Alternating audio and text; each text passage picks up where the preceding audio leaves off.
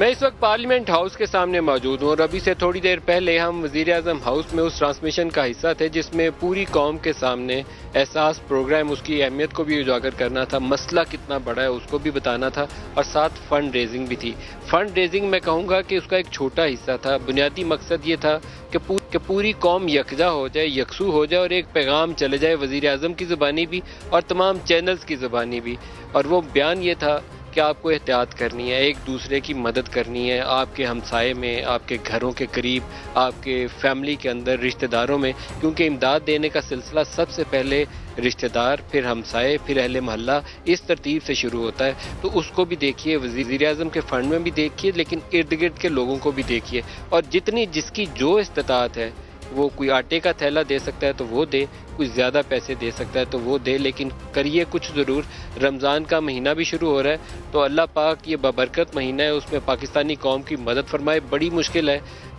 10-12 کروڑ ایسے لوگ موجود ہیں پاکستان میں جن کو امداد کی ضرورت ہے، اور یہ مل جل کر کام ہو سکتا ہے۔ ترقی یافتہ ملک جو ہیں وہ بھی اس پوزیشن میں نہیں ہے، ہسپتالوں کے باہر زمینوں کے اوپر لوگ لیٹے نظر آتے ہیں، تو پاکستان جیسا غریب ملک تو اتنے وسائل مہیا کر ہی نہیں سکتا۔ تو اس میں انڈیویجول رسپانسبلٹی، ایک شخص کی جو ذمہ داری ہے وہ بہت زیادہ اس کے اوپر عائد ہو جاتی ہے۔